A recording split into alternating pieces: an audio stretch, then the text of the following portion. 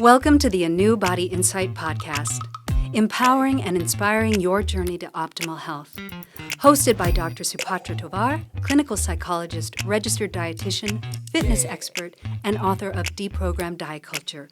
Rethink your relationship with food, heal your mind, and live a diet-free life. And Chantal Donnelly, physical therapist and author of Settled, How to Find Calm in a Stress-Inducing World. Here at City Club Los Angeles, we follow our guests' journey to optimal health, providing you with the keys to unlock your own wellness path. Tune in and evolve with us. Hello and welcome to the ANEW Body Insight Podcast at City Club Los Angeles. I am Dr. Supatra Tovar, and sadly we do not have Chantal Donnelly with us today, but we will carry on in her spirit. She is on a vacation and we wish her all of the rest and relaxation she can possibly have. Today we have physical preparation coach Tom Legath, otherwise known as Legs. That's my nickname for him. He calls me Soup, but call him Legs. We're so excited to have you here today, Tom. I'm excited to be here. It's funny, actually. My grandfather, when he was in the Army, they called him Legs. Carrying on. Taking on the mantle. I love it. I love it. I'm going to read a little bit about Tom, and then we'll get right into our questions for him.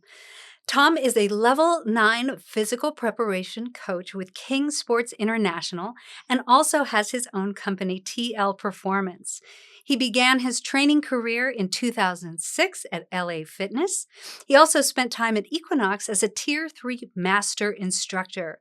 In 2011, he opened a facility in Pasadena with 2 partners, but sold his share in 2017 to pursue physical preparation with King Sports International. Tom helps clients find solutions so they can fulfill their potential in their physical pursuits. Welcome, Tom. Yeah, well, thanks for having me. It's great to have you here. We really love to kind of delve into people's origin stories, how they, got the inspiration to do what they're doing today. What led you to become a trainer, a physical preparation coach, open your own business?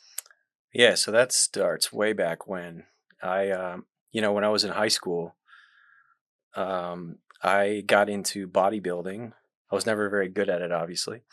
With my best friend, it was when you're a high school teen, it's like, how can we look good and meet more girls, And I just really enjoyed being at the gym, and I had played sports growing up. And then when I came to LA, I actually worked in the entertainment industry. So I don't even know if I might not have even told you that. I was an assistant for almost 3 years. Oh, wow. But that kind of business, I mean, like any office job, you're inside all day long, and I just wanted to be outside, staring at this beautiful weather in LA. And then on top of that, the industry has a certain type of reputation. If you've ever seen the movie Swimming with Sharks, Mm-hmm. Have you seen that movie? Yeah. So my life was almost exactly like that. I saw that when I was working for this talent manager, and it was really funny.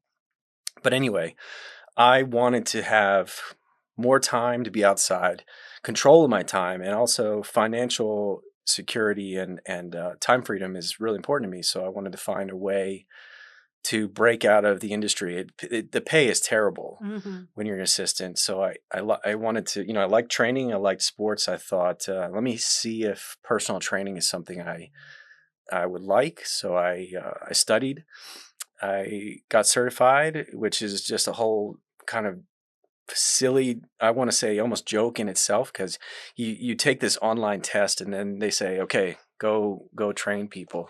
It's like, well, how do I know what to do now? Like there's really not much education. And that's one of the issues I have with the way the mainstream is done. But anyway, I got a job at LA Fitness. So I'd go there at 5 a.m. I'd train people. And at 9, I'd go off to the office and work in the entertainment industry till 7. And I did that for maybe like a year, because I didn't want to jump ship without knowing, am I going to be able to do this? And is this going to be a viable job? And then I figured that, I'm kind of good at this. And so I think I'm going to try to make this a career. And I got hired at Equinox. So Equinox, for the gyms, for personal trainers, they pay a lot better. Yeah. I think I was making like $15 an hour at LA Fitness, and right. Equinox is a little bit better, but it's still not great. so I thought, okay, now that I'm a trainer and this is going to be my career, I want to devote myself to continuing to improve. And, I've always wanted to find the best way to train. I've always really liked it. I was actually an anthropology student in college. So I feel like what I do now could be a division of anthropology because you're dealing with a lot of different aspects of humans. So I went up the ranks in Equinox, and your only real option is to go into management, or to really make all the bonus money. You have no life. And when you're a trainer, you work early in the morning and then you work late at night. So while your job is very social, it's difficult to have a normal relationship type of things. So anyway, I'm at that point at Equinox. I'm doing okay professionally, but I still want to do better. And I get this idea, why don't I open a gym? So I tell my friend at the time, and he was into it. And then another trainer that we were friends with was like, I want to do it too, because you have to come up with the money. So we got the money, we did all the things to get a gym, and we opened a gym. And that was in 2011, and that was about probably 5 years after I first started. And again, I'm taking all these seminars. We used to tell everybody we are different than everybody, and I started to kind of have these questions in the back of my mind, thinking like, are we really different than everybody? Because when I go on the internet or I go to other gyms, like, people are doing a lot of the same things that we were claiming was edgy or somehow better for the client. And then on top of that, I was applying all the things that I was taught in the certifications that I had, and I just didn't really see much change in my clients. And I specifically had this one woman who was in her 60s. She was overweight. She was, physically not in the best condition, and she had a very stressful job. And usually she just wanted me to give her a medicine ball and like throw it against the ground or the wall. Like, she did not care. Other than that, it was all about, you could tell there's probably some unhappiness or some other things going on. And she just wanted to throw things. Yeah. And I was like, do I really want to charge this much money? Which for the average trainer rate back then for Equinox, it was like $100. So even though I wasn't working Equinox, I was probably charging about that. And I was like, I just, it's a bit right. Soul sucking to like take money from people when you feel like, am I really helping them from doing that? And on top of that, running a gym became a second job. Yes. And so now I had even less time personally. And if you were to break down the per hour fee for all the work you're doing at the gym, you're probably making like $10 an hour. Even though you're taking in extra money, you're not really profitable.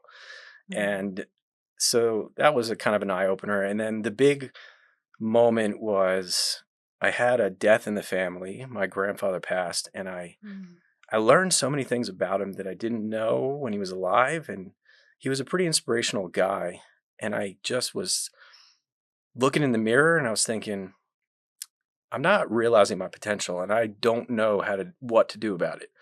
And I had taken this seminar, I'm kind of backtracking a little here, with Ian King of King Sports. And Ian has been training elite athletes since 1980. He is the first person in the world that ever trained people like that, really, that he knows of. I mean, there probably was a few, but it just wasn't a thing back then. And by 1986, he had, I think at that time, over 100 athletes in his care. He went on to train thousands, and he still has, and different sports from all around the world. And then by the 90s, he started writing a lot of books on the methods that he's done. And what a lot of Americans don't know is that his influence on training is bigger than anyone else in the world. But since he's not American, he doesn't always get the recognition. And unfortunately, when he started releasing a lot of his material to American strength coaches, plagiarized his work like word for word, and he didn't have it.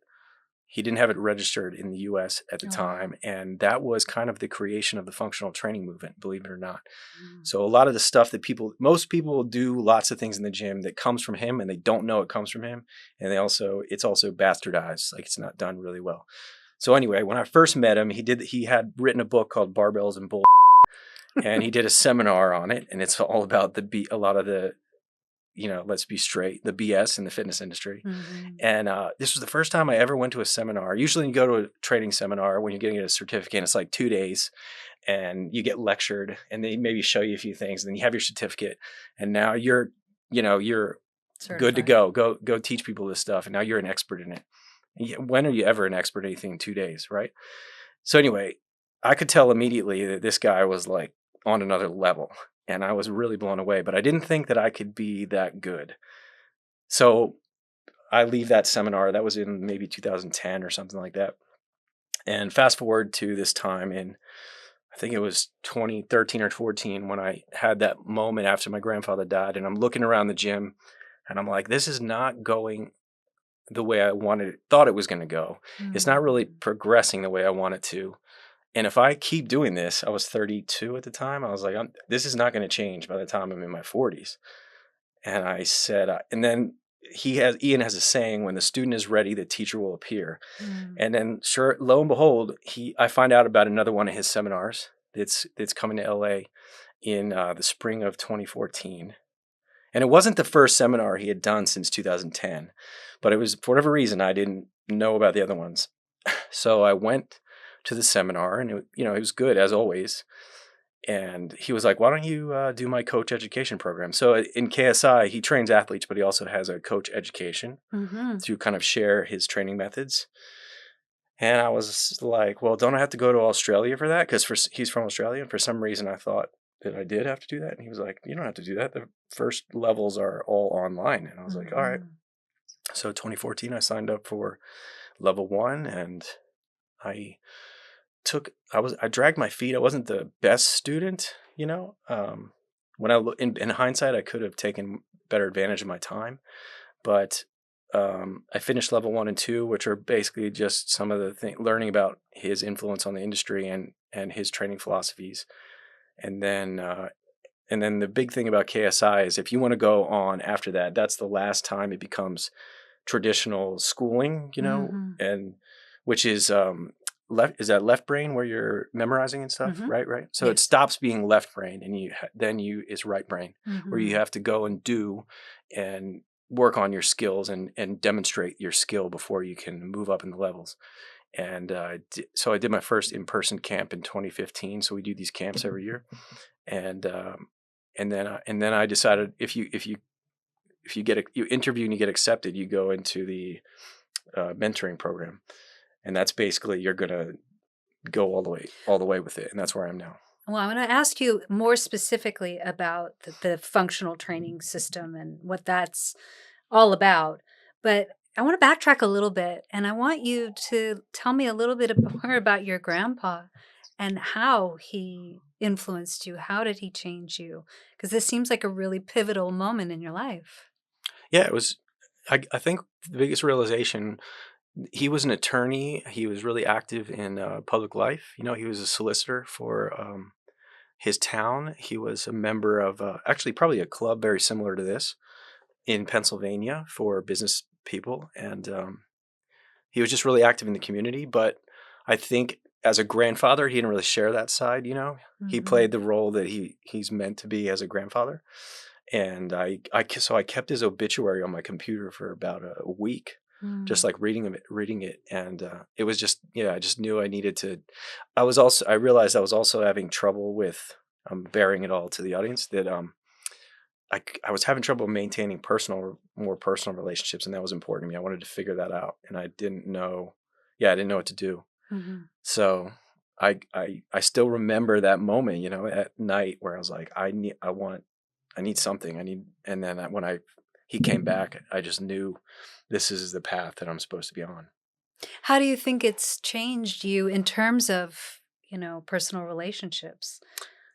Well, I mean, we are big followers of Jim Rohn. Do you know Jim Rohn? Well, for your audience members as well, Jim Rohn is he's mentored countless famous leaders like Tony Robbins, Darren Hardy, and many others. And one of his central points is work harder on yourself than you do your job. And that is one of our, central tenets as a KSI coach, to work harder on yourself than you do on your job. So I dove into that, and I still do a lot of that. And it's, as a psychologist, there's a lot of layers to that. And so that began a very long journey that I'm still on, but that has been fantastic. And it's just changed the way I look at the world. It changed the way I look at myself, how I interact with other people. It's not something I could express in words very easily, but would you say you were closed before, and that helped to open you up to receiving relationships, to being open to having better communication? Well, it certainly started me towards that. I don't know if I would say it did that right away, because I really love KSI because we don't make assumptions. Like, we don't assume that whatever's going on with somebody is the same. So that happens a lot in training. If someone gets an injury, let's say, or someone is training for a sport, they all train the same way. There's no question. There's no real getting to know, is that appropriate for that person? Or is there a better way to do this? Or is that, there's a lot of just acceptance about something without asking those questions. So even in, as far, although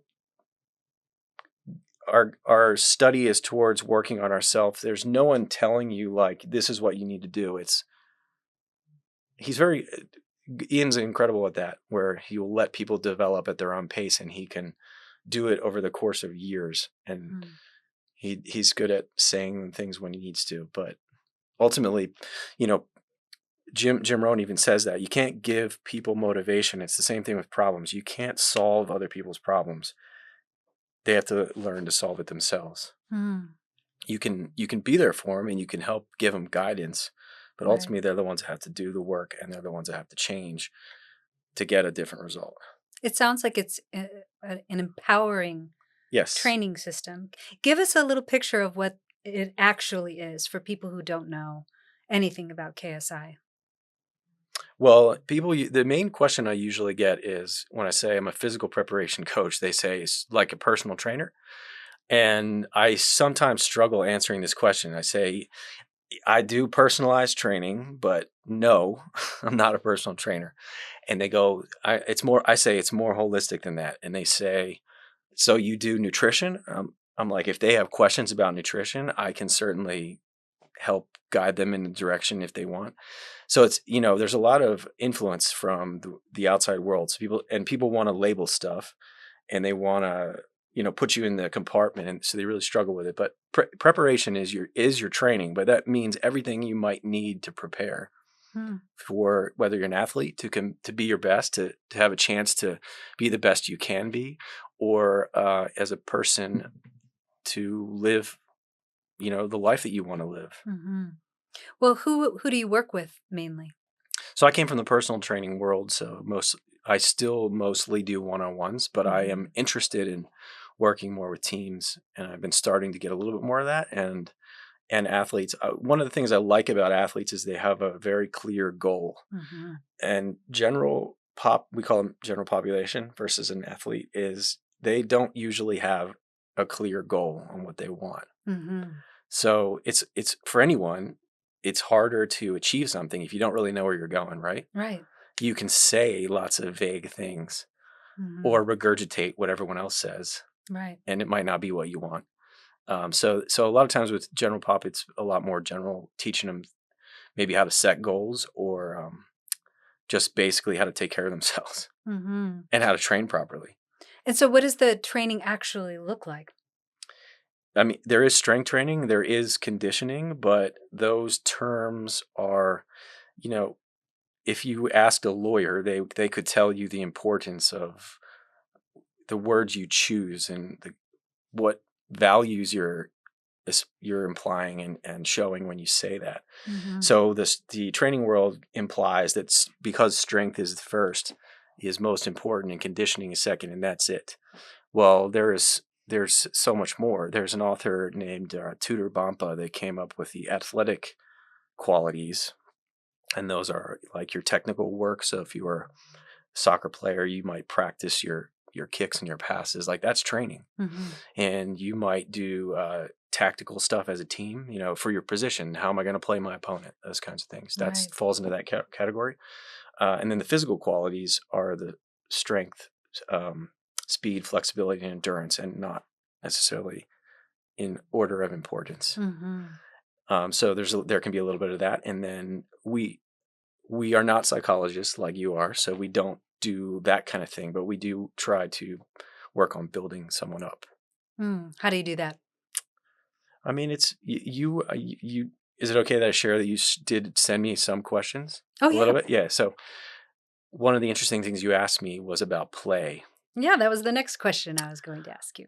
Well, your training should be fun. So Mhm. one way you do that is you make it fun. Mm-hmm.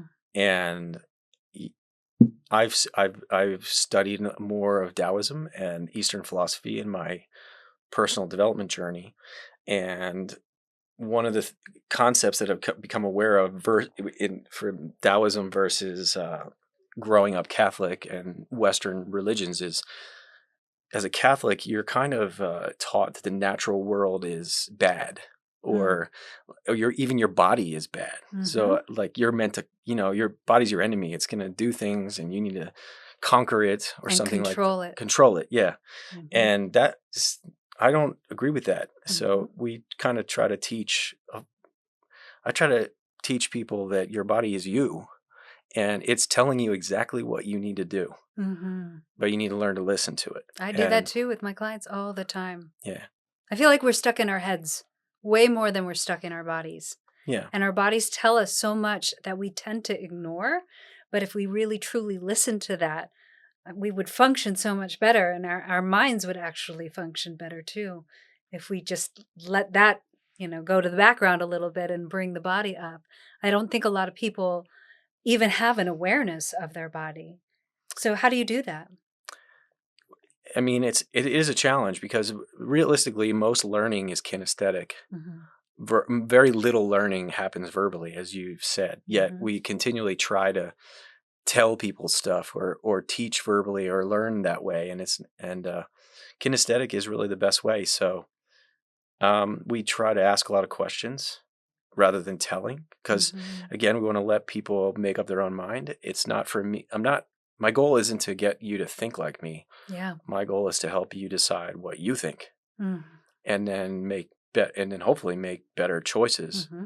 that are based on what you think and not what everyone else is telling you should think. Yeah, that's what I tell all my clients. Like, I tell them that by the end of therapy with me, I want them to be their own best expert.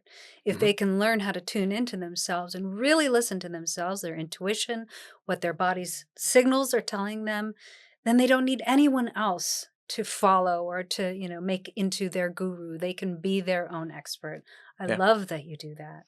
And that's a big difference in our world versus as a personal trainer, where, usually when they go to the gym, and they do this in other areas too, they're like, you're the expert. You're supposed to know what to do to fix me. Like, you're supposed to fix me. Yeah. It's like, I can't fix you. Yeah. You have to fix you. Mm-hmm. But I can help you maybe look at things a little different. Yes. That's And very empowering. You actually experienced your own physical injuries like back pain, your knees, your neck, your shoulders. yeah, This my was whole by body. yeah. Well, I bought into the Kool-Aid. Like I said, I wanted to study. I felt like if I'm going to be professional about this, I'm going to keep taking continuing education. So I took Mhm. all the seminars. I did kettlebell. I did whatever else. I forget all the different things A I've little done. rope thingy. Did that? Yeah. Yeah, you name it. Flipping Mhm. tires. Like, I did a lot of the gimmicky stuff. Mhm. And so when I was 30 years old, and I was lifting really heavy quite often. Mhm. And that's the thing. Strength training can be really valuable, Mhm. but it's also has great potential to hurt you Yeah. if it's not done well. And so, yeah, I started getting chronic back pain, and my knees started hurting and other things. And I really just was like, I'm not old. I'm 30 years old. And there's no way this is normal. Yeah. Because I've met plenty of people that are like, I'm in my 30s. This is normal. I'm not going to do anything about it. And I was like, I just hate this. I really cannot stand if I'm in pain. I like have to do something about it. Yes. And so that was another thing that drew me to Ian, because we do a lot of stretching. And I'd never learned stretching before.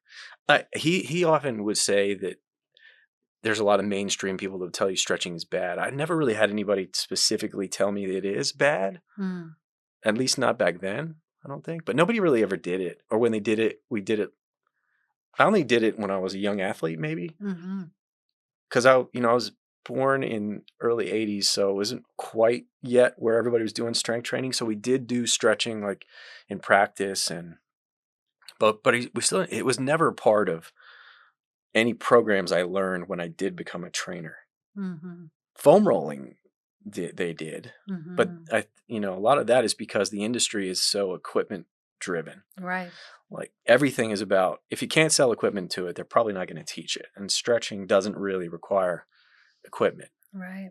And if you do buy like a band or something, it isn't going to cost you as much as buying the rack or the treadmill or whatever. Right. But I was drawn to that, and I really committed to doing it, and I was amazed at how it could feel. Yes, I noticed that. I follow you on the socials, and I do see that you really do promote stretching.